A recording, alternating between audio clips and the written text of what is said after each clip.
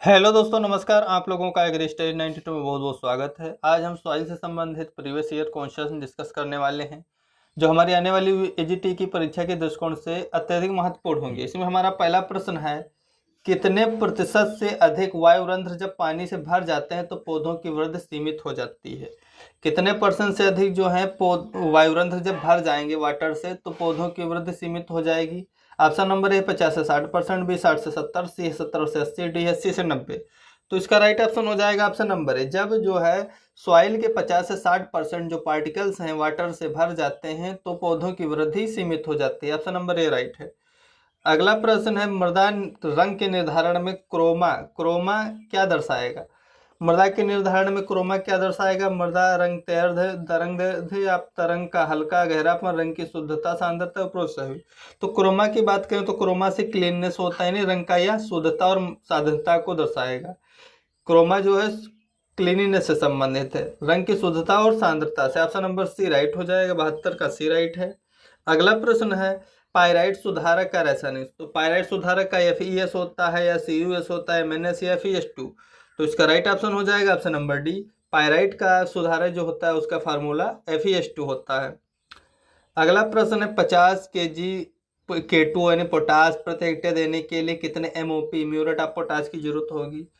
तो इसका right option हो जाएगा 83.3 kg। Option number C right हो जाएगा। 74 का ऑप्शन नंबर सी राइट है। अगला प्रश्न है, मृदा में किस तत्व की मात्रा सबसे अधिक होती है।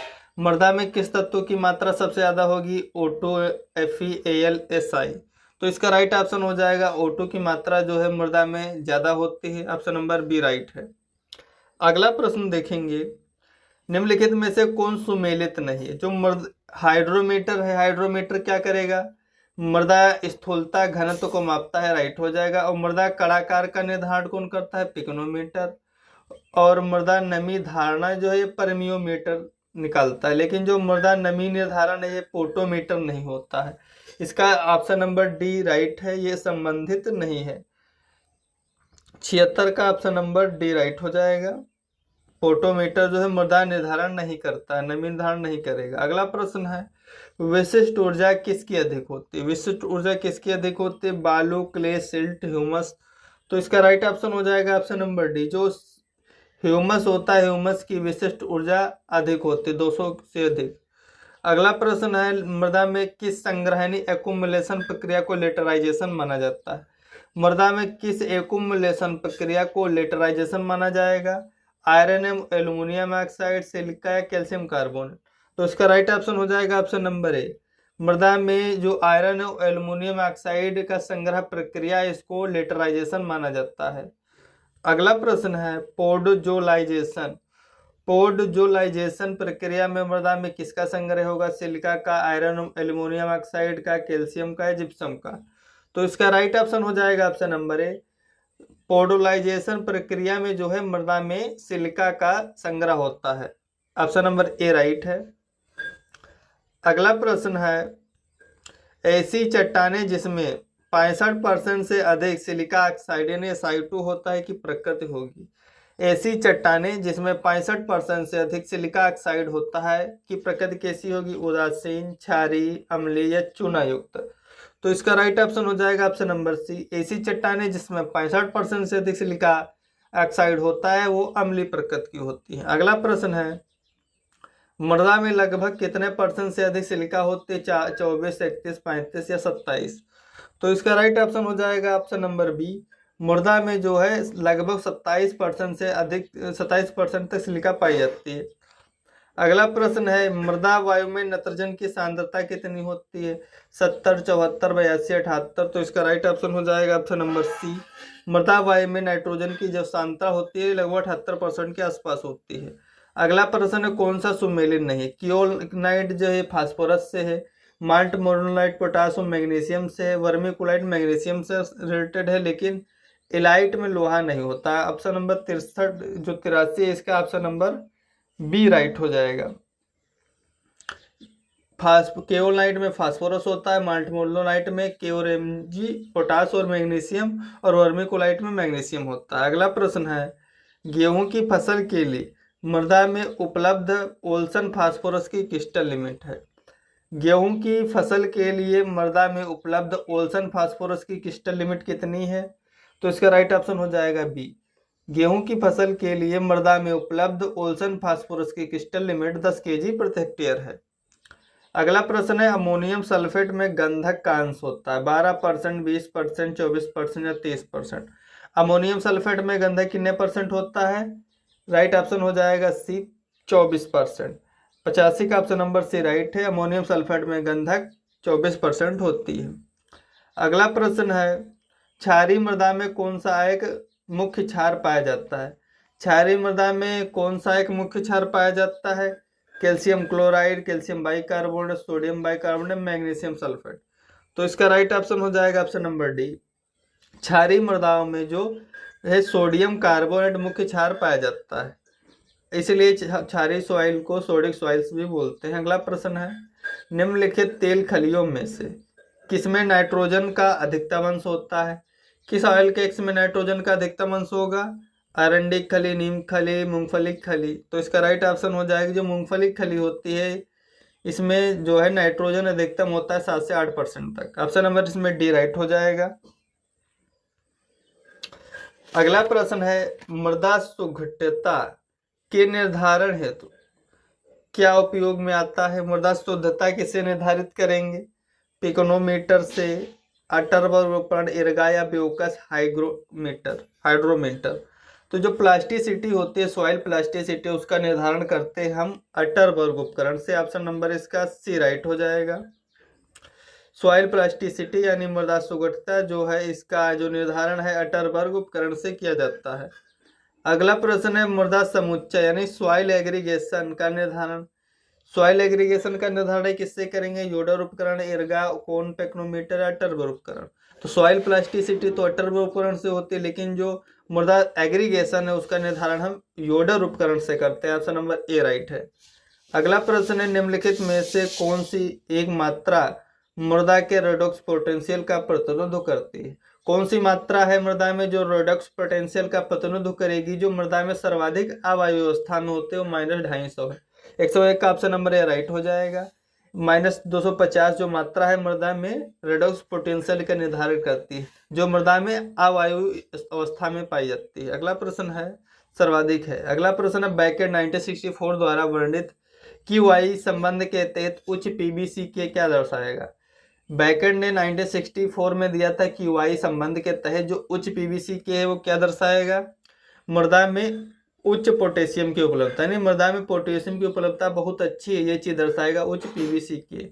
ऑप्शन नंबर सी राइट हो जाएगा इसका। 102 का सी, मृदा में पोटेशियम की उपलब्धता बहुत अच्छी है, उच्च PBC के दर्शाता है। अगला प्रश्न है, जिंक सल्फेट का 200 ppm का 100 लीटर का विलियन पत्तियों पर छिड़काव बनाने हैं तो जिंक सल्फेट की मात्रा 20 ग्राम की जरूरत पड़ेगी। अगला प्रश्न है, कौन सा पादप तत्व कुल अवशोषित आयंस की संख्या का कम से कम आधी संख्या रखता है? Nitrogen, phosphorus, calcium, potash. तो कौन सा राइट हो जाएगा? नाइट्रोजन। 104 का ऑप्शन नंबर ए राइट है। कौन सा पादप पोषक तत्व कुल अवशोषित आयंस की आधी कम से कम आधी संख्या रखता है? वो नाइट्रोजन है। अगला प्रश्न है, मृदा में शीघ्रता से उपलब्ध पोटेशियम की सीमा है 0.1 से 2%, 1 से 10%, 30 से 40%, 90 से 98%। तो इसका राइट ऑप्शन हो जाएगा 105 का है। मृदा में शीघ्रता से उपलब्ध पोटेशियम की जो सीमा है 0.1 से 2% है।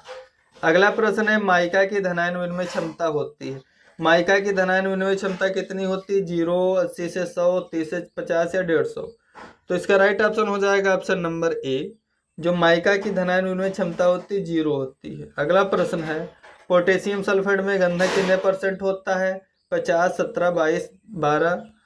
तो इसका राइट ऑप्शन हो जाएगा option number C. Potassium sulphate में गंधक लगभग 17% के आसपास होता है। अगला प्रश्न है, मृदा में गंधक के निर्धारण की जांच के लिए किस रसायन या पदार्थ का उपयोग किया जाता है? मृदा में गंधक के निर्धारण की जांच के लिए कौन सा रसायन या पदार्थ उपयोग में लेंगे? Calcium chloride, ammonium acid, sodium bicarbonate या गर्म पानी। तो इसका राइट ऑप्शन हो जाएगा ऑप्शन नंबर ए। मृदा में गंधक के निर्धारण की जांच के लिए जो है कैल्शियम क्लोराइड का यूज किया जाता है। अगला प्रश्न है, घास वाली फसलों में ग्रास टिटेनी किसकी कमी से होता है? घास वाली फसलों में ग्रास टिटेनी किसकी कमी से होता है? Mg यानी मैग्नीशियम, सल्फर, कैल्शियम या मैंगनीज। तो इसका राइट ऑप्शन हो जाएगा ऑप्शन नंबर ए। घास वाली फसलों में ग्रास टिटेनी मैग्नीशियम की कमी से होता है। अगला प्रश्न है, निम्न में से कौन सा एक उदासीन चीलेट का उदाहरण है? EDTA, DTPA, साइट्रिक अम्ल या EDTHA। तो इसका राइट ऑप्शन हो जाएगा ऑप्शन नंबर सी। मृदा में जो उदासीन चीलेट है वो साइट्रिक अम्ल है।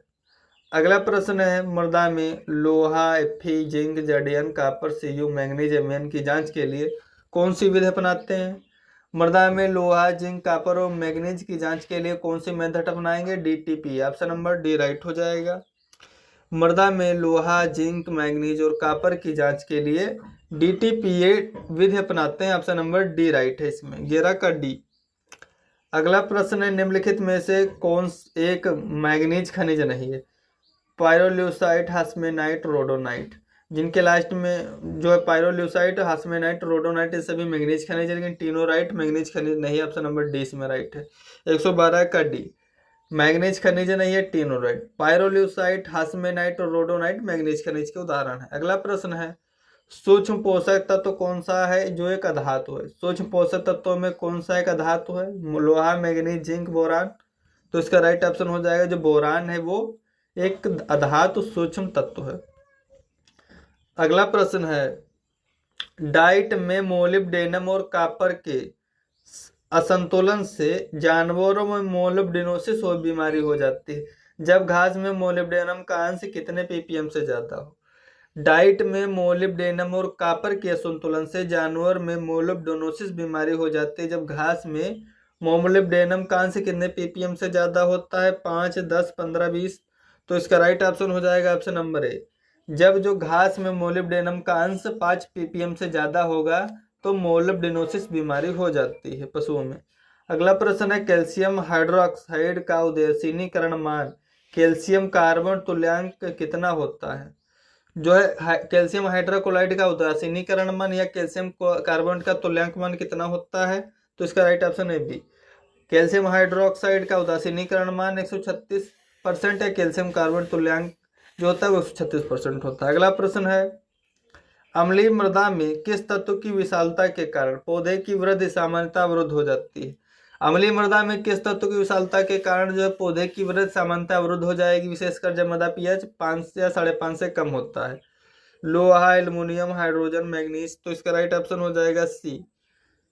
जब एल्युमिनियम की जो होगा अम्लीय मृदा की विशालता के कारण, जो एल्युमिनियम होता है एल्युमिनियम तत्व की विशालता के कारण पौधों की वृद्धि जो है अवरुद्ध हो जाती है जब सॉइल pH 5 या 5.5 से कम होता है। ऑप्शन नंबर सी राइट है। अगला प्रश्न है, अम्लीय मृदा में चूना की सिफारिश करते समय कितने इंच गहराई मृदा को गहराई आधार मानते हैं? ऑप्शन नंबर ए 2, 6, 4, 15। तो इसका राइट ऑप्शन हो जाएगा सी। जो अम्लीय मृदा में चूना की सिफारिश करते समय 6 इंच मृदा गहराई को आधार मानते हैं। ऑप्शन नंबर सी राइट है। अगला प्रश्न है, निम्नलिखित मृदाओं में से कौन सी मृदा की भौतिक दशा खराब होती है? किस सॉइल की जो भौतिक दशा खराब होगी, क्षारीय, लवणीय, लवणीय क्षारीय या कोई नहीं? तो इसका राइट ऑप्शन हो जाएगा 18 का बी। जो सोडिक सॉइल होती है, एल्काली सॉइल होती है यानी क्षारीय सॉइल, इनकी जो फिजिकल प्रॉपर्टीज वो है दशा कंडीशन है वो सब खराब होती है। इनका क्षारीय सॉइल का जो pH मान मोर देन 8.5 होता है और विनियमशील सोडियम भी 15% से अधिक होता है। ऑप्शन नंबर बी राइट है। और उनकी विद्युत चालकता भी 4 मिलीमोल से अधिक ही होती है। ऑप्शन नंबर बी इसका राइट है। अगला प्रश्न हो जाएगा, सोडियम एब्जॉर्प्शन रेशियो यानी SAR, सोडियम अधिशोषण अनुपात की गणना कौन सा फार्मूला करता है? सोडियम एब्जॉर्प्शन रेशियो निकालने का फार्मूला होता है ऑप्शन नंबर बी राइट है। इसमें सोडियम बटे under root calcium square plus magnesium square बटे 2। SAR बराबर सोडियम बटे under root CA square plus MG square बटे 2। ऑप्शन नंबर बी राइट है। अगला प्रश्न है, ऊपरी 25% सक्रिय मूल प्रदेश की गहराई से जड़ें कुल कितना पानी ले पाती हैं? ऊपरी 25% सक्रिय मूल प्रदेश की गहराई से जड़ें कुल कितना पानी ले पाएंगे? 10%, 20%, 30%, 40%। तो इसका राइट ऑप्शन हो जाएगा ऑप्शन नंबर, इसका जो राइट ऑप्शन हो जाएगा ऑप्शन नंबर डी सही है, 40%। ऊपरी 25% सक्रिय मूल प्रदेश यानी रूट जोन की जो गहराई से जड़ें लगभग 40% पानी ले पाती हैं। ऑप्शन नंबर डी राइट है। अगला प्रश्न है, मक्का में एक बुशेल दाने का वजन कितना होता है? मक्का में एक बुशेल दाने का वजन कितना होता है? 50 पौंड, 60 पौंड, 56 पौंड या 48 पौंड? तो इसका राइट ऑप्शन हो जाएगा बी 56 पौंड। मक्का में एक बुशेल जो दाने का वजन होता है 56 पौंड होता है। पैडोलॉजी का जनक किसे माना जाता है? जेपी हॉपकिंस को, जेपी लास को, लिविंग या वीवी डाकुचियो? तो इसका राइट ऑप्शन हो जाएगा ऑप्शन नंबर सी, पैडोलॉजी का जनक वीवी डाकुचियो को बोलते हैं।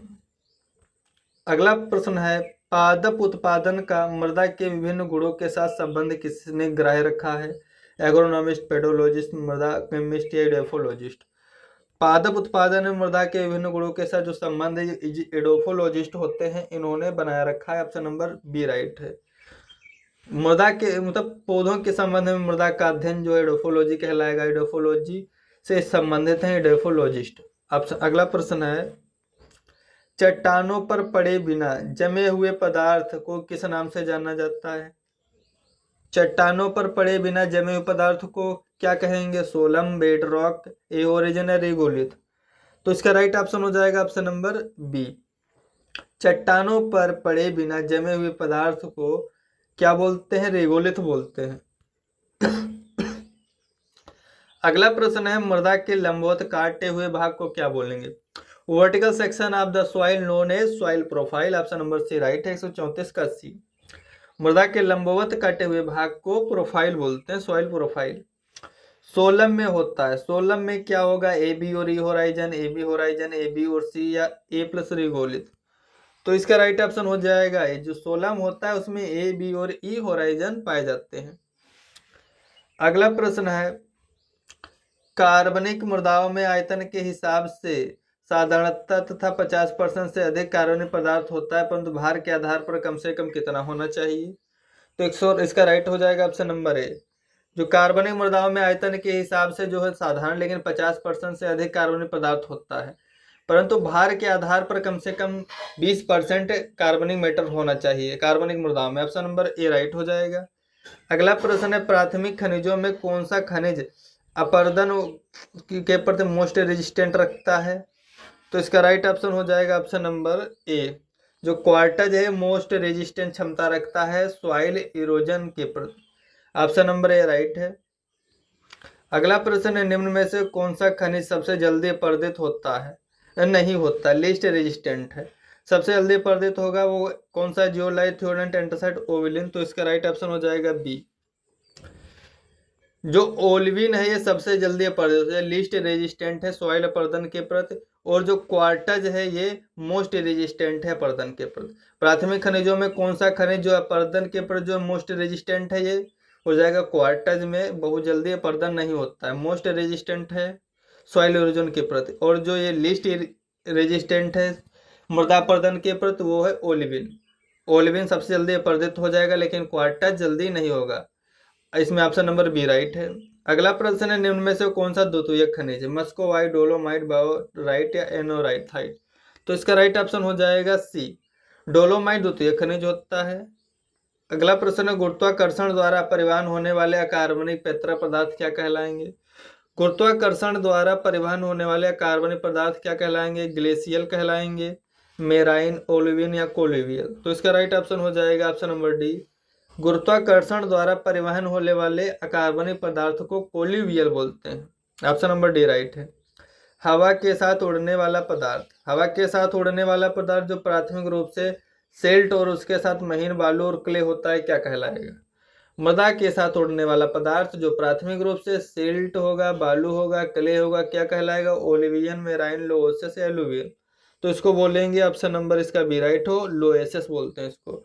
हवा के साथ उड़ने वाला पदार्थ जो प्राथमिक रूप से सिल्ट और उसके महीन बालू कण और क्ले होते हैं वो लोएसिस कहलाते हैं। अगला प्रश्न है, भारत में अग्रणी दूध उत्पादक राज्य, भारत का कौन सा स्टेट जो है दूध उत्पादन में अग्रणी है? पंजाब, कर्नाटक, गुजरात, यूपी? तो इसका राइट ऑप्शन हो जाएगा उत्तर प्रदेश जो है दूध उत्पादन में प्रथम है। अगला प्रश्न है, सुमेलित करना है, निम्नलिखित को सुमेलित कीजिए। जो सफ़ेद क्रांति वो संबंधित है मिल्क प्रोडक्शन से, नीली क्रांति मछली पालन मत्स्यिकी से, पीत क्रांति जो है तिलहन से, और हरित क्रांति जो है कृषि से संबंधित है। अगला प्रश्न है कि पोषण के अनुसार अंडा एक अच्छा स्रोत है। पोषण के अनुसार अंडा एक किसका अच्छा स्रोत है? प्रोटीन, आयरन, फास्फोरस, असंतृप्त वसी अम्लों का। तो इसका राइट ऑप्शन हो जाएगा डी, अंडा सभी का एक अच्छा स्रोत है, प्रोटीन, आयरन, फास्फोरस तथा असंतृप्त वसी अम्ल। अगला प्रश्न है मांस एक अच्छा स्रोत है। ऑप्शन नंबर ए प्रोटीन, लोहा, विटामिन बी कॉम्प्लेक्स सभी। तो ये सभी राइट हो जाएंगे, ऑप्शन नंबर डी सही है। अगला प्रश्न है भारत के राज्य जिनमें गोवध की हत्या की अनुमति मिली हुई है। तो दो स्टेट हैं, केरल और पश्चिम बंगाल। केरल और पश्चिम बंगाल इंडिया के दो ऐसे स्टेट हैं जहाँ गोवध की अनुमति मिली हुई है। अगला प्रश्न है गाय भैंस में प्रसव के तुरंत बाद का प्रथम दूध खीस कहलाता है। उपरोक्त सही है गलत? तो राइट हो जाएगा, गाय या भैंस में प्रसव के तुरंत बाद का जो प्रथम दूध होता है वो खीस कहलाता है, राइट है ये। अगला प्रश्न है रक्त का लाल रंग किसके कारण होता है? हीमोग्लोबिन, मायोग्लोबिन, कोलेस्ट्रोवेक्सिन, फेरिटिन। तो इसका राइट ऑप्शन हो जाएगा हीमोग्लोबिन। हीमोग्लोबिन के कारण ब्लड का रंग होता है और लाल होता है। अगला प्रश्न है बायोगैस का मुख्य घटक है। बायोगैस का मुख्य घटक कौन सा है? Methane, CO2, SO2, CO। तो इसका राइट ऑप्शन हो जाएगा मीथेन जो है CH4, ये बायोगैस का प्रमुख घटक माना जाता है। अगला प्रश्न है वर्मी कंपोस्ट किसके सहयोग से तैयार की जाती है? फीता, क्रम, फ्लैटवर्म, गोलवर्म, केचुआ। तो इसका राइट ऑप्शन हो जाएगा जो केचुआ होता है, इसकी सहायता से वर्मी कंपोस्ट खाद तैयार की जाती है। अगला प्रश्न है हमारा DNA में राइबोस शुगर पाई जाती है जबकि RNA में डीऑक्सीराइबोस। तो ये उल्टा है, ये गलत हो जाएगा। DNA में डीऑक्सीराइबोज होती है जबकि RNA में राइबोज होती है। अगला प्रश्न है कि सुमेलित करना है।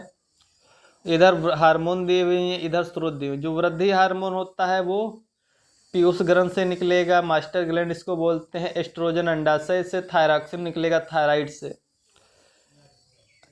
वृद्धि हार्मोन पीयूष ग्रंथि, एस्ट्रोजन अंडाशय, थायरॉक्सिन थायराइड से निकलेगा। अगला प्रश्न है चौपायों के आमाशय कितने भागों में बटे? जो रूमिनेंट्स होते हैं उनके आमाशय कितने भागों में बटे होते हैं? 4।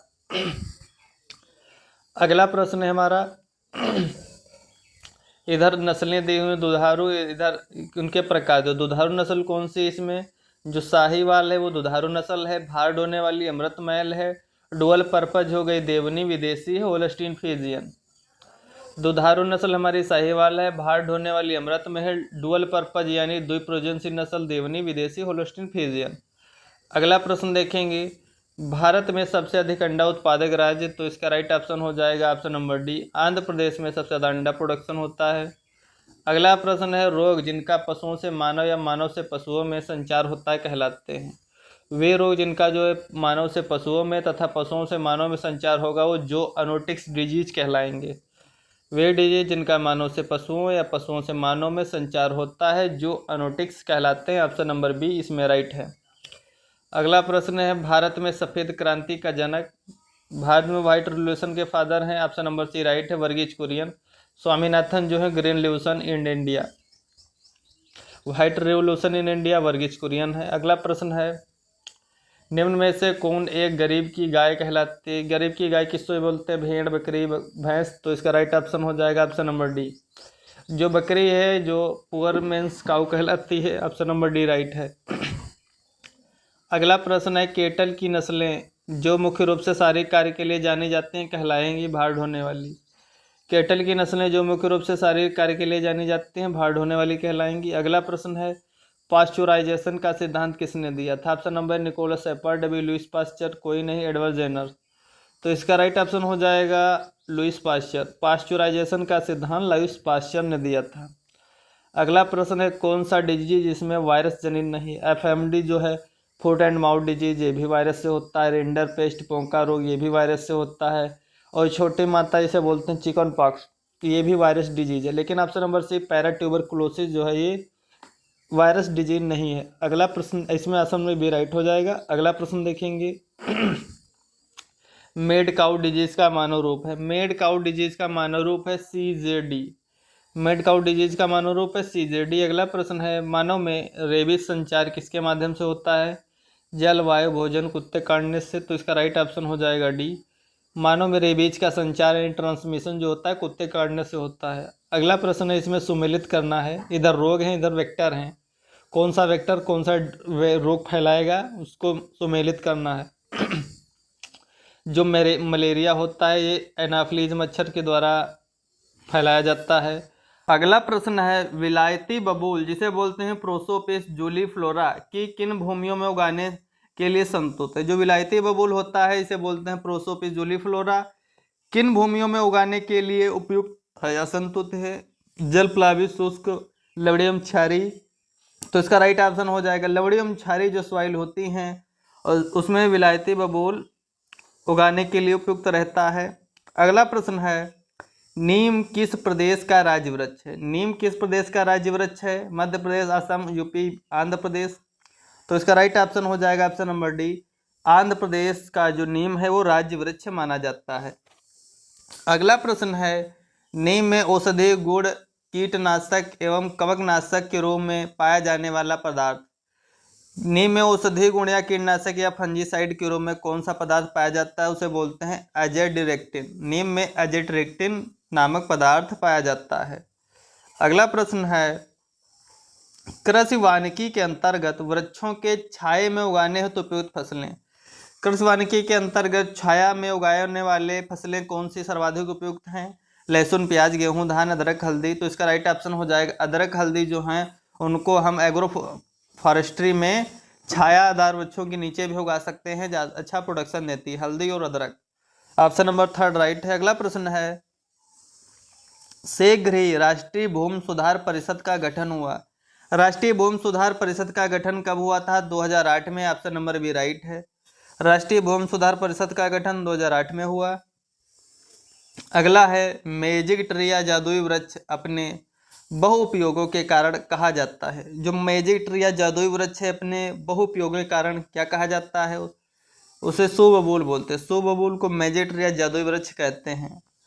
अगला प्रश्न है, 21 मार्च को मनाया जाता है। 21 मार्च को क्या मनाते हैं, विश्व वानिकी दिवस। 21 मार्च को विश्व वानिकी दिवस मनाया जाता है। पर्यावरण दिवस जो होता है 5 जून को मनाते हैं। ऑप्शन नंबर ए इसमें राइट है। 21 मार्च विश्व वानिकी दिवस, पर्यावरण दिवस 5 जून, वर्ल्ड एनवायरनमेंट डे 5 जून होता है। अगला प्रश्न है, ग्रामीण वानिकी या रूरल फॉरेस्ट्री का मुख्य उद्देश्य क्या प्राप्त करना होता है। जो रूरल फॉरेस्ट्री होती है उसका मुख्य उद्देश्य होता है जलाऊ लकड़ी या चारा प्राप्त करना। एग्रो फॉरेस्ट्री या रूरल फॉरेस्ट्री जो होती है ग्रामीण वानिकी उसका मुख्य उद्देश्य जलाऊ लकड़ी या चारा प्राप्त करना होता है। अगला प्रश्न है, वन महोत्सव प्रतिवर्ष मनाया जाता है। वन महोत्सव प्रतिवर्ष जो है जुलाई के प्रथम सप्ताह में मनाया जाता है। अगला प्रश्न है, पर्यावरण दिवस कब मनाया जाता है। ऑप्शन नंबर 3 राइट है। 5 जून को पर्यावरण दिवस मनाया जाता है। अगला प्रश्न है, central arid zone research institute कजरी यानी central arid zone research institute कहाँ पर है। राजस्थान, जोधपुर में है। ऑप्शन नंबर 4 राइट है। Central arid zone research institute Rajasthan, Jodhpur में है। अगला प्रश्न है, घास रोपण विज्ञान कहलाता है। घास रोपण विज्ञान को बोलते हैं एग्रोस्टोलॉजी। घास रोपण विज्ञान एग्रोस्टोलॉजी बोलते हैं। अगला प्रश्न है, कृषि वानिकी में सभी कृषिगत का प्रबंधन किए जाते हैं। कृषि वानिकी में जो सभी कृषिगत प्रबंधन है किसके अनुसार किए जाएंगे, फसल के अनुसार, वृक्षों के अनुसार या दोनों या कोई प्रबंधन नहीं। कृषि वानिकी में हम फसल के अनुसार जो है सभी कृषिगत क्रियाएं करते हैं, उनका मैनेजमेंट करते हैं। ऑप्शन नंबर ए राइट है। अगला प्रश्न है, पॉपुलर के साथ खेती के लिए उपयुक्त फसलें। पॉपुलर के साथ खेती के लिए उपयुक्त फसलें कौन सी हैं। पॉपुलर के साथ मुख्य रूप से गेहूं उगाते हैं और गन्ना भी उगा सकते हैं। पॉपुलर के साथ खेती के लिए उपयुक्त फसलें गेहूं गन्ना हो जाएंगी। ऑप्शन नंबर 1 राइट है। अगला प्रश्न है, कृषि वानिकी के लाभ हैं। कृषि वानिकी से क्या लाभ होते हैं। मृदा पर्दन यानी सॉइल इरोजन कम होता है, ईंधन प्राप्त होता है, चारा प्राप्त। तो उपरोक्त सभी ये सभी ऑप्शन राइट हो जाएंगे। कृषि वानिकी के लाभ ये सभी हैं। अगला प्रश्न देखेंगे, पॉपुलर का सर्वाधिक उपयोग निम्न के निर्माण में होता है। रेशा, प्लाईबोर्ड, माचिस, इमारतें। तो इसका राइट ऑप्शन हो जाएगा पॉपुलर का सर्वाधिक उपयोग प्लाईबोर्ड के निर्माण में किया जाता है। ऑप्शन नंबर 3 इसमें राइट है। अगला प्रश्न है, वनों को किस अत्याधुनिक महत्वपूर्ण भूमिका या पहचान में जाना जाने लगा है? वनों को किस अत्याधुनिक महत्वपूर्ण भूमिका में पहचानने लगे हैं? पॉल्यूशन सिंक के रूप में। वनों को हम पॉल्यूशन सिंक यानी प्रदूषण को कम करते हैं, सूंघ लेते हैं, उसके रूप में महत्वपूर्ण भूमिका है वनों की। ऑप्शन नंबर फर्स्ट राइट हो जाएगा। अगला प्रश्न है कापिसिंग शब्द का अर्थ है। कापिसिंग शब्द का क्या अर्थ है? वृक्षों का फूलना, वृक्षों को भूमि के निकट से एक समान ऊंचाई पर काटना, बीच बीच में वृक्षों को काटने में से कोई नहीं। तो इसका राइट ऑप्शन हो जाएगा ऑप्शन नंबर थर्ड। कोपिसिंग का अर्थ होता है बीच बीच से वृक्षों को काटना, कोपिसिंग कहलाता है। अगला प्रश्न है फसलों के साथ जंगली वृक्षों को इस प्रकार उगाना जिससे भूमि विकास सुधार प्रमुख उद्देश्य हो। फसलों के साथ जंगली वृक्षों को इस प्रकार उगाना जिससे भूमि का सुधार प्रमुख उद्देश्य हो, क्या कहलाएगा? एग्रोफॉरेस्ट्री, फॉरेस्ट्री, हॉर्टिकल्चर, तो इनमें से कोई नहीं। अगला प्रश्न है किन वन वृक्षों को पानी के अत्यधिक अवशोषण एवं उत्सर्जन है जाना जाता है? किन वन वृक्षों को पानी के अत्यधिक अवशोषण एवं उत्सर्जन हो जाना जाता है? उसे बेर बोलते हैं। बेर जो वन वृक्ष है पानी को अत्यधिक अवशोषित एवं उत्सर्जित करता है। अगला प्रश्न है किस उपयोगिता क्षमता वर्ग की भूमियां एग्रो फॉरेस्ट्री के लिए उपयुक्त नहीं है? 7 से 8 जो क्षमता वर्ग की सॉइलें होती हैं एग्रो फॉरेस्ट्री के लिए उपयुक्त नहीं होती हैं। अगला प्रश्न है भारत में विश्व के कुल वनों का कितना % क्षेत्रफल है? भारत में विश्व के कुल वनों का लगभग 1.2% क्षेत्रफल है। भारत में विश्व के कुल वनों का लगभग कितना % है? 1.2% क्षेत्रफल है इंडिया में। अगला प्रश्न है निम्न में से किस देश में उसके भौगोलिक क्षेत्र का सर्वाधिक क्षेत्र प्रतिशत वनों के अंतर्गत आता है? ऐसा कौन सा देश है जिसका जो सर्वाधिक क्षेत्रफल जो है वनों के अंतर्गत आता है % के according? India, Japan, America, Australia. तो इसका राइट ऑप्शन हो जाएगा जापान। जो जापान है उसका भौगोलिक क्षेत्र का जो सर्वाधिक क्षेत्रफल प्रतिशत है वो वनों के अंतर्गत आता है। ऑप्शन नंबर सेकंड राइट है। अगला प्रश्न है शिफ्टिंग या झूम खेती भारत में प्रचलित है। जो शिफ्टिंग या झूम खेती है भारत में प्रचलित है किन क्षेत्रों में? उत्तर पूर्वी राज्यों में। शिफ्टिंग कल्टीवेशन जो होती है झूम खेती उत्तर पूर्वी राज्यों में भारत के होती है। अगला प्रश्न है शिफ्टिंग या झूम खेती से विनाश होता है। शिफ्टिंग या झूम खेती से जंगलों का विनाश होता है। ऑप्शन नंबर बी राइट है। शिफ्टिंग या झूम खेती में जो है कि जंगलों को साफ करके खेती की जाती है जिससे क्या होता है सॉइल फर्टिलिटी कम हो जाती है तो दूसरे स्थान पर लोग खेती करने लगते हैं। इसे ही शिफ्टिंग या झूम खेती कहते हैं। ऑप्शन नंबर बी राइट है जिसमें जंगलों का विनाश होता है। अगला प्रश्न है सिल्वी कल्चर कहलाता है। सिल्वी कल्चर क्या कहलाता है? वृक्षों की खेती, दलहनी खेती, मछली पालन, लाख कीट। तो इसको बोलेंगे जो सिल्वी कल्चर होता है वो वृक्षों की खेती होता है। मछली पालन जो होता है पीसी कल्चर उसको बोलते हैं।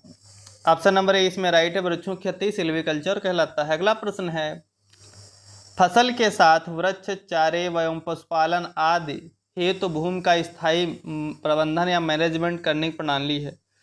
फसल के साथ वृक्ष, चारा एवं पशुपालन आदि हेतु भूमि का स्थायी मैनेजमेंट एग्रोफॉरेस्ट्री कहलाता है। ऑप्शन नंबर थर्ड राइट है।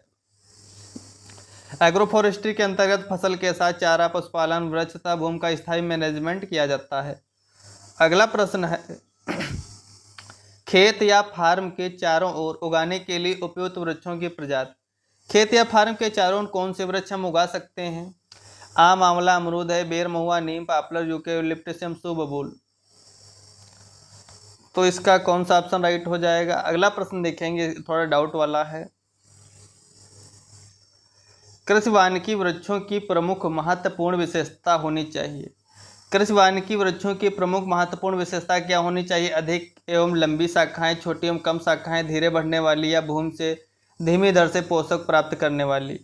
तो कृषि वानिकी के अंतर्गत वृक्षों की महत्वपूर्ण विशेषता होनी चाहिए कि वो छोटी एवं कम शाखाएं वाली हों जिससे क्या हो फसल पर ओछां कम लगे, छाया कम लगे, जिससे क्या होता है फसल पर ज़्यादा फर्क ना पड़े। कृषि वानिकी वृक्षों की मुख्य विशेषता होनी चाहिए कि वो छोटे हों और कम शाखाएं उसमें हों। ऑप्शन नंबर सेकंड इसमें राइट है। अगला प्रश्न है पीसी कल्चर का अर्थ होता है। पीसी कल्चर बोलते हैं मछली पालन को, एपीकल्चर बोलते हैं मधुमक्खी पालन को। ऑप्शन नंबर इसमें 4 राइट है। पीसी कल्चर मछली पालन। अगला प्रश्न है, कृषि वानिकी के अंतर्गत प्रोटीन युक्त दलहनी घासें हैं। कृषि वानिकी के अंतर्गत प्रोटीन युक्त दलहनी घास कौन सी है? ऑप्शन नंबर 3 स्टाइलोसिंथस जो है वो दलहनी घास है। ऑप्शन नंबर 3 राइट है। अगला प्रश्न है, Indian grass land and fodder research institute कहाँ पर है? Indian grass land and fodder research institute जो है झांसी में अवस्थित है। Indian grass land and fodder research institute Jhansi. अगला प्रश्न है, राष्ट्रीय कृषि वानिकी अनुसंधान केंद्र कहाँ पर है? ऑप्शन नंबर ए राइट हो जाएगा, झांसी में राष्ट्रीय कृषि वानिकी अनुसंधान केंद्र अवस्थित है। अगला प्रश्न है, फॉरेस्ट रिसर्च इंस्टीट्यूट कहाँ पर है? ऑप्शन नंबर 2 राइट हो जाएगा, जो फॉरेस्ट रिसर्च इंस्टीट्यूट है वो देहरादून में स्थित है। अगला प्रश्न है, निम्नलिखित कूटों को सुमेलित करना है। जो इंदौर विधि है, बंगलोर विधि है, नाडेप विधि, सभी कंपोस्ट खाद तैयार करने की विधियां हैं, इनको सुमेलित करना है। जो इंदौर विधि है उसकी खोज या जनक बोल सकते हैं वो CN आचार्य ने की थी। इंदौर विधि जो है उसको सर हार्वर्ड ने दिया था, बेंगलोर विधि को CN आचार्य ने दिया, और नाडेप जो थी वो नारायण देव राव पंधारी पांडे, और जैविक खेती टास्क फोर्स जो है वो कुंवर जी भाई यादव से संबंधित है। इंदौर विधि दी है CN को सर हार्वर्ड ने, बेंगलोर विधि दी है CN आचार्य ने, नाडेप दिया है नारायण देवराव पंधारी पांडे, और जैविक खेती टास्क फोर्स दिया है ऑप्शन नंबर 4 डी का 1 हो जा डी जो है कुंवर जी भाई यादव। अगला प्रश्न है, फेरोमोन प्रपंच इधर दिए और NPV बीविल नियंत्रण नीम कीटनाशी ये सभी दिए हुए हैं, इसमें कौन से कीट से संबंधित है उसको मैच करना है। तो इसमें जो फेरोमोन प्रपंच होते हैं उसको किसके मैनेजमेंट के लिए यूज करते हैं? जो फेरोमोन प्रपंच है वो नर कीट को मैनेजमेंट के लिए हम यूज करते हैं। ऑप्शन नंबर 2 राइट हो जाएगा, फेरोमोन प्रपंच पहले का। ऑप्शन नंबर बी है कि NPV वायरस जो होता है, NPV वायरस का यूज करते हैं हम चने का जो फली बेधक इंसेक्ट होता है उसके मैनेजमेंट में। और जो बीविल द्वारा नियंत्रण हम करते हैं किसका? बीविल के द्वारा हम जलकुंभी का नियंत्रण करते हैं। और जो नीम कीटनाशी होते हैं उनके द्वारा हम सूत्रकृमि का मैनेजमेंट करते हैं। नीम कीटनाशी के द्वारा सूत्रकृमि का मैनेजमेंट, बीविल द्वारा जलकुंभी का मैनेजमेंट, और NPV वायरस के द्वारा चने का फली बेधक और फेरोमोन प्रपंच जो होते हैं नर कीट का मैनेजमेंट करते हैं। अगला प्रश्न है, गन्ना के ट्रिप क्रॉप दी हो, कीट एवं बीमारियां दी हुई हैं, किस बीमारी को मैनेजमेंट के लिए कौन सी क्रॉप उगाएंगे? ऑप्शन नंबर ए इसमें गन्ना के साथ ज्वार क्यों उगाते हैं? जब हम गन्ना के साथ ज्वार उगाएंगे तो जो गन्ने का तना छेदक होता है वो कम लगता है या उसका मैनेजमेंट हो जाता है। A3 ऑप्शन हो जाएगा। अगला प्रश्न है कि धान के साथ ढैंचा उगाएंगे तो किस कीट या बीमारी का प्रकोप कम होगा? धान के साथ अगर ढैंचा उगाते हैं तो जो धान का टुंगरू वायरस डिजीज होता है उसका वो कम लगता है, उसका मैनेजमेंट हो जाता है। ऑप्शन नंबर C है, कपास के साथ भिंडी उगाएंगे तो कपास का गुलाबी कीट जो होता है उसका मैनेजमेंट हो जाता है। और परवल के साथ अगर गेंदा उगाएंगे तो D का हो जाएगा इसमें 2 यानी सूत्रक्रम। परवल के साथ गेंदा उगाने पर सूत्रक्रम का मैनेजमेंट हो जाता है।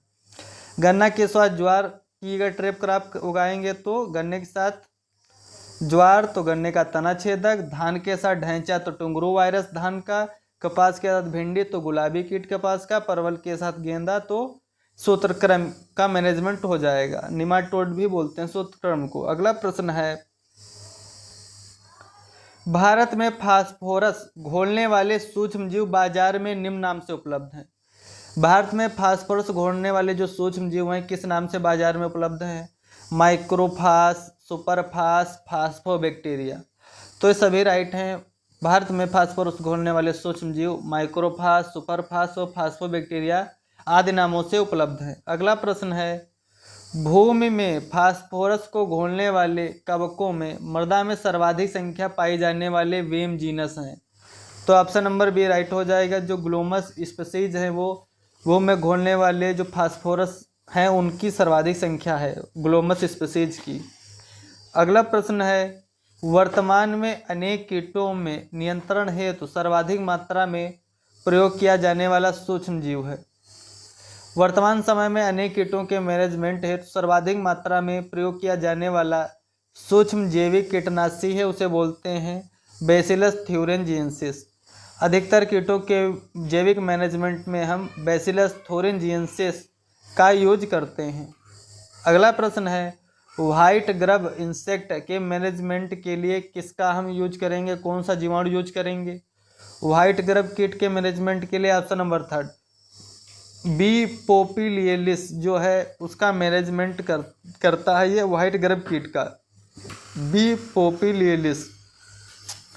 अगला प्रश्न है कार्बनिक कृषि को बढ़ावा देने के लिए भारत सरकार के वाणिज्य विभाग ने किस प्रोग्राम को वर्ष 2000 में लॉन्च किया। कार्बनिक कृषि को बढ़ावा देने के लिए भारत सरकार के वाणिज्य विभाग ने NPOP प्रोग्राम को स्टार्ट किया था सन 2000 में। अगला प्रश्न है मैच करना इसमें, आधुनिक जैविक कृषि के जन्मदाता NPOP की स्थापना, होमा फार्मिंग का मानकीकरण, बायोडायनेमिक फार्म की स्थापना। तो इसमें जो आधुनिक जैविक कृषि है उसके जन्मदाता हैं सर अल्बर्ट हावर्ड हैं। आधुनिक जैविक कृषि के जन्मदाता सर अल्बर्ट हावर्ड। NPOP की स्थापना जो 2000 में की गई थी भारत सरकार के वाणिज्य विभाग के द्वारा, और जो होमा फार्मिंग का मानकीकरण है उसको किया था गजानन महाराज ने। होमा फार्मिंग का मानकीकरण गजानन महाराज। बायोडायनेमिक फार्म की स्थापना रुडोल्फ स्टीनर। बायोडायनेमिक फार्म की स्थापना रुडोल्फ स्टीनर। अगला प्रश्न देखेंगे ऊसर दलदली एवं जलमग्न भूमियों हेतु उपयुक्त हरी खाद फसल है। ऊसर दलदली एवं जलमग्न भूमियों हेतु हरी खाद की उपयुक्त फसल कौन सी है। ढैंचा जो है ये दलदली ऊसर या जलमग्न भूमियों के लिए उपयुक्त हरी खाद की फसल है। अगला प्रश्न है शक्तिमान नई किस्म है। शक्तिमान किसकी नई किस्म है। गेहूं, चावल, चना, मक्का। तो इसका राइट ऑप्शन हो जाएगा ऑप्शन नंबर सी, शक्तिमान जो है मक्का की किस्म है। अगला प्रश्न है पूसा गोल्ड किसकी नई किस्म है। चावल, सरसों, गेहूं, आम। तो इसका राइट ऑप्शन हो जाएगा ऑप्शन नंबर बी, क्रिटिका मिस्टम यानी व्हीट की वैरायटी है पूसा गोल्ड। अगला प्रश्न है पूसा 1088, 1103, 1105 ये किसकी वैरायटीज हैं। तो इसका राइट ऑप्शन हो जाएगा ऑप्शन नंबर ए, पूसा 1088, 1103, पूसा 1105 ये सभी चना की वैरायटीज हैं। ऑप्शन नंबर ए राइट है। अगला प्रश्न है पूसा करिश्मा और महक नई किस्में हैं। पूसा करिश्मा और महक किसकी नई किस्में हैं। पालक, सरसों, बथुआ, मरंथस। तो इसका राइट ऑप्शन हो जाएगा ऑप्शन नंबर सी, ये पूसा करिश्मा और महक जो है सरसों की वैरायटीज हैं। अगला प्रश्न है पूसा अरोड़िमा और पूसा सूर्या किसकी नई वैरायटीज हैं। आम, नींबू, अमरूद, बेर।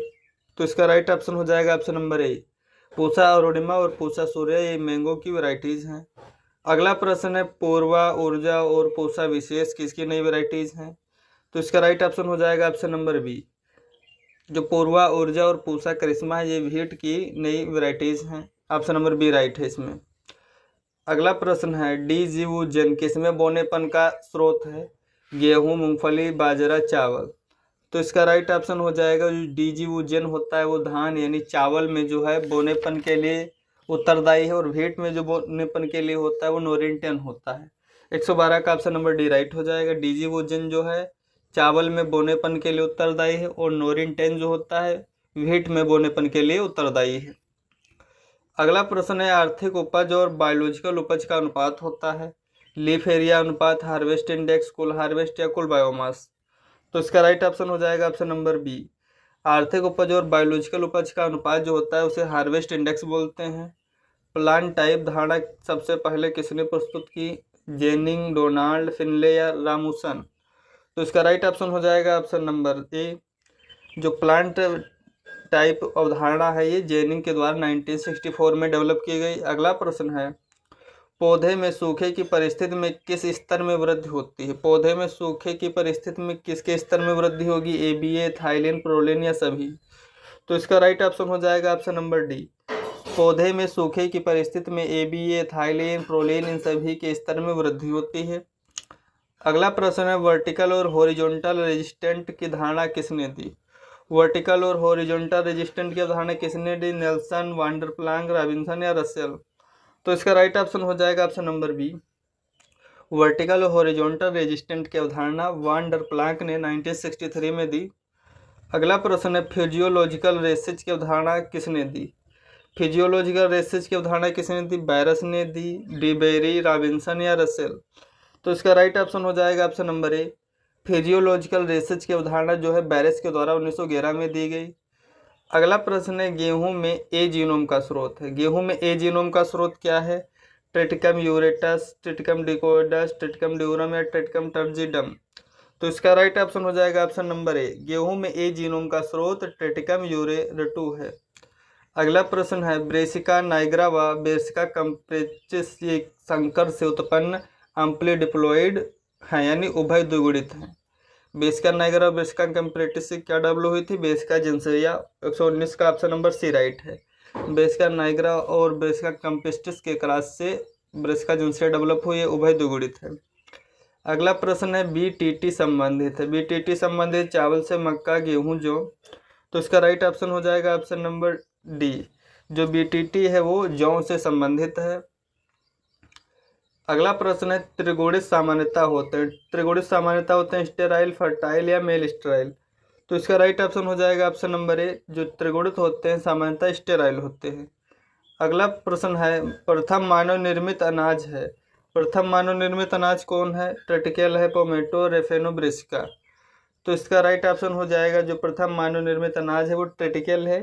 इसका विकास रिम्पो के द्वारा किया गया था। तो इसका ऑप्शन नंबर ए राइट है। अगला है कोशिका भित्ति रहित कोशिका क्या कहलाती है? कोशिका भित्ति रहित कोशिका क्या कहलाएगी? प्रोटोप्लास्ट, क्लोरोप्लास्ट, प्रोटालिस्ट या साइब्रिड? तो इसका राइट ऑप्शन हो जाएगा ऑप्शन नंबर ए। कोशिका भित्ति रहित कोशिका को प्रोटोप्लास्ट बोलते हैं। अगला प्रश्न है एक दशा जिसमें अंतरजातीय संकरण से उत्पन्न F1 ओजस्वी एवं फर्टाइल होते हैं। एक दशा जिसमें अंतर स्पीसीज संकरण से उत्पन्न F1 ओजस्वी और फर्टाइल होते हैं, लेकिन जो F2 हैं संतति कमजोर और स्टेराइल होते हैं, इसे क्या बोलेंगे? हाइब्रिड स्टेरिलिटी, हाइब्रिड इनवाइबिलिटी या हाइब्रिड ब्रेकडाउन? तो इस परिस्थिति को क्या बोलते हैं? ऑप्शन नंबर सी राइट हो जाएगा। एक दशा जिसमें जो F1 जनरेशन होती है वो ओजस्वी और फर्टाइल होती है, लेकिन जो F2 जनरेशन है वो कमजोर स्टेराइल होती है, इस चीज को बोलते हैं hybrid break down. Option number C right है।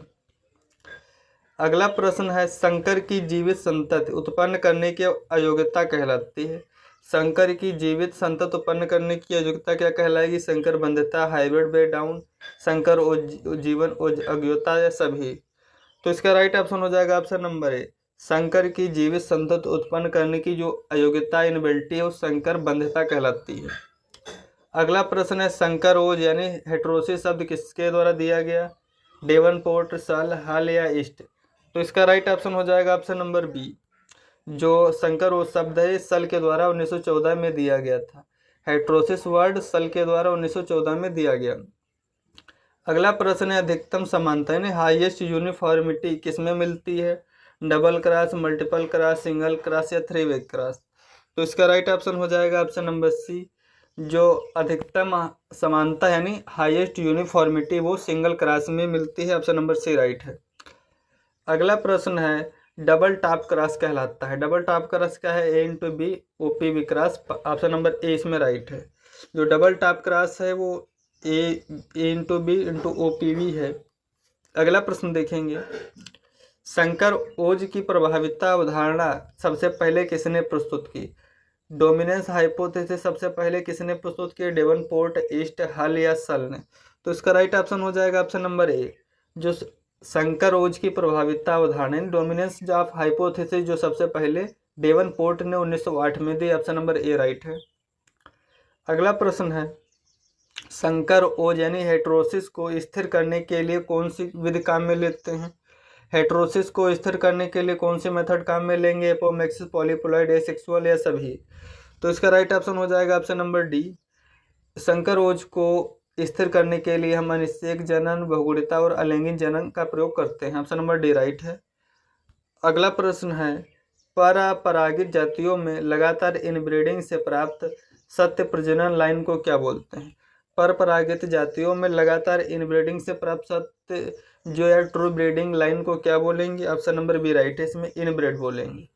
परपरागित जातियों में लगातार इनब्रीडिंग से प्राप्त सत्य प्रजनन लाइन को इनब्रेड बोलते हैं। ऑप्शन नंबर बी राइट है। अगला प्रश्न है अलैंगिक जनन से उत्पन्न एक पौधे की संतति कहलाती है। अलैंगिक जनन से उत्पन्न एक पौधे की संतति क्या कहलाएगी? पोरलाइन, क्लोन या इनब्रेड या स्ट्रेन। तो इसका राइट ऑप्शन हो जाएगा ऑप्शन नंबर सी। जो अलैंगिक जनन से उत्पन्न एक पौधे की संतति होती है वो क्लोन कहलाती है। ऑप्शन नंबर इसमें सी राइट है।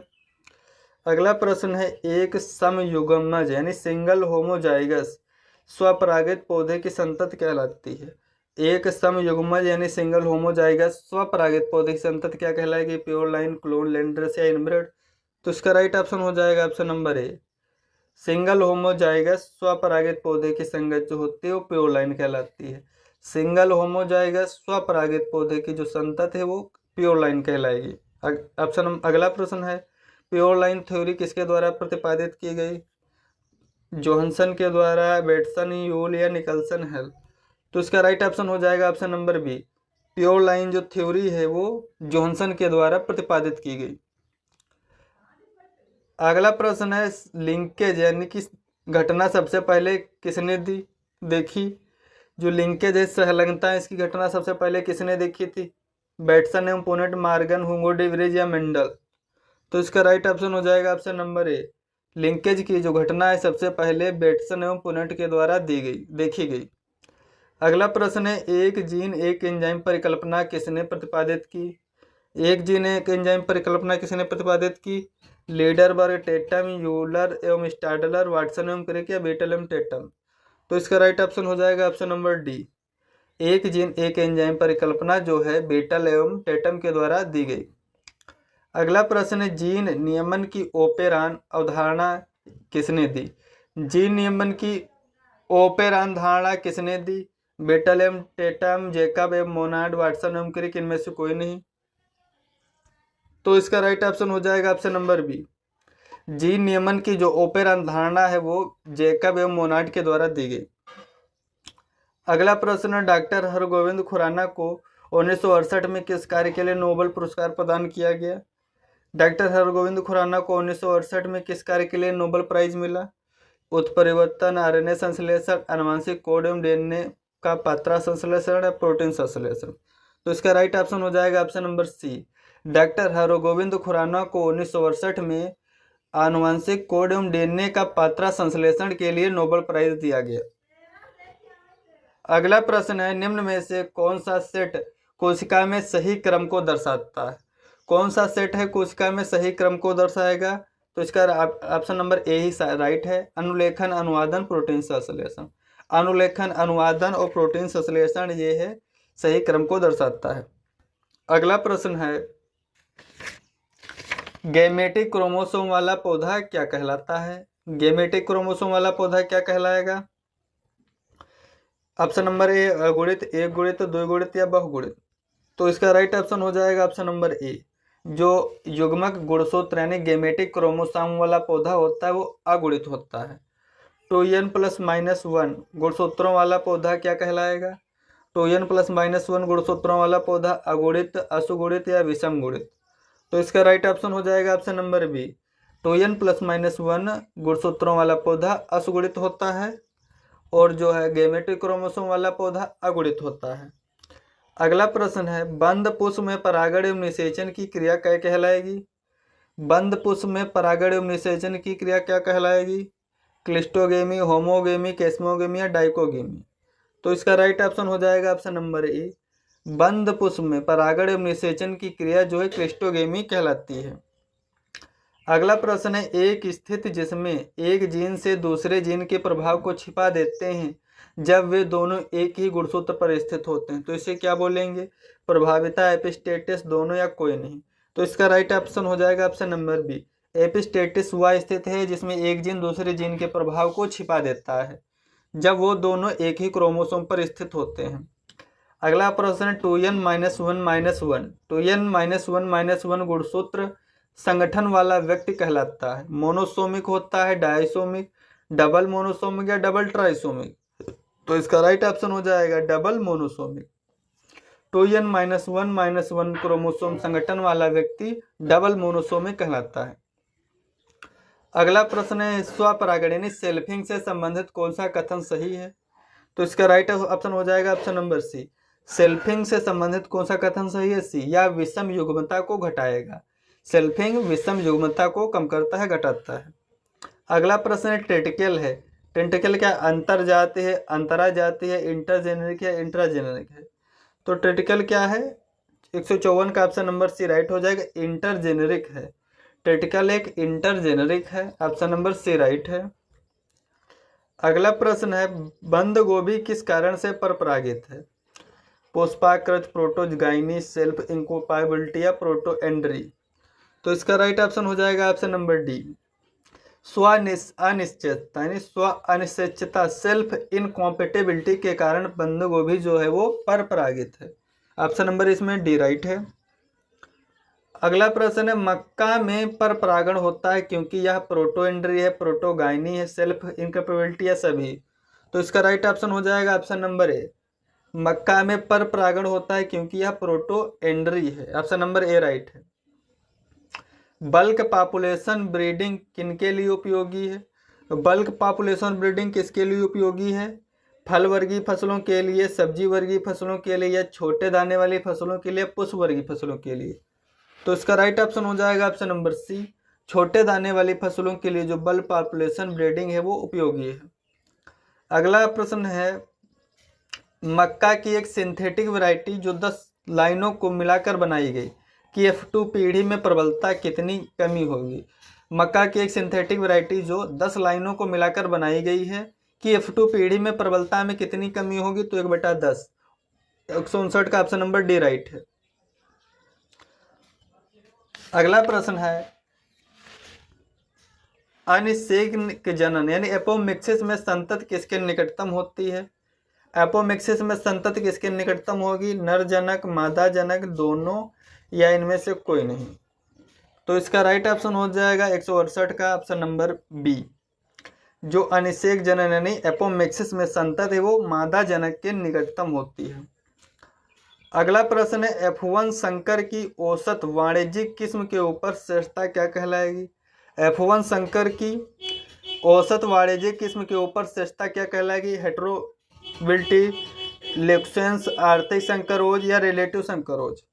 तो इसका राइट ऑप्शन हो जाएगा ऑप्शन नंबर सी, F1 संकर की औसत वाणिज्यिक किस्म के ऊपर जो श्रेष्ठता है वो आर्थिक संकरोज कहलाती है। ऑप्शन नंबर सी राइट है। अगला प्रश्न है मक्का में इनब्रेड लाइन किसके द्वारा बनाए रखी जाती हैं? स्वपरागण, परपरागण, सिव पॉलिनेशन या ओपन पॉलिनेशन? तो इसका राइट ऑप्शन हो जाएगा ऑप्शन नंबर ए, मक्का में जो इनब्रेड लाइन है वो स्वपरागण के द्वारा बनाए रखी जाती हैं।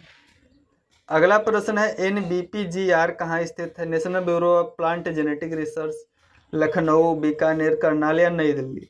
तो इसका राइट ऑप्शन हो जाएगा ऑप्शन नंबर डी, जो NBPGR है national bureau of plant genetic resources वो नई दिल्ली में है। अगला प्रश्न है मक्का में कंपोजिट वैरायटी उत्पन्न करने के लिए कौन सी कंपोनेंट लाइनें काम में ली जाती हैं? इनब्रेड लाइनें, सिंगल क्रॉसेज, टॉप क्रॉसेज या ओपन पॉलिनेटेड वैरायटी? तो इसका राइट ऑप्शन हो जाएगा ऑप्शन नंबर डी, मक्का में कंपोजिट वैरायटी उत्पन्न करने के लिए ओपन पॉलिनेटेड वैरायटी काम में ली जाती हैं। अगला प्रश्न है जीन में किस परिवर्तन से उत्परिवर्तन होता है? जीन में किस परिवर्तन से उत्परिवर्तन होगा? न्यूनता, अधिकता, डिजनरेशन या सभी? तो इसका राइट ऑप्शन हो जाएगा ऑप्शन नंबर डी, जीन में न्यूनता, अधिकता, डिजनरेशन सभी से म्यूटेशन होता है। अगला प्रश्न है रिवर्जन किसके कारण होता है? जीन क्रिया के उत्परिवर्तन या जीन परिवर्तन व उत्परिवर्तन? तो इसका राइट ऑप्शन हो जाएगा ऑप्शन नंबर बी, जो जीन रिवर्जन है किसके कारण? उत्परिवर्तन के कारण होता है। Thanks for watching, please like and subscribe my channel.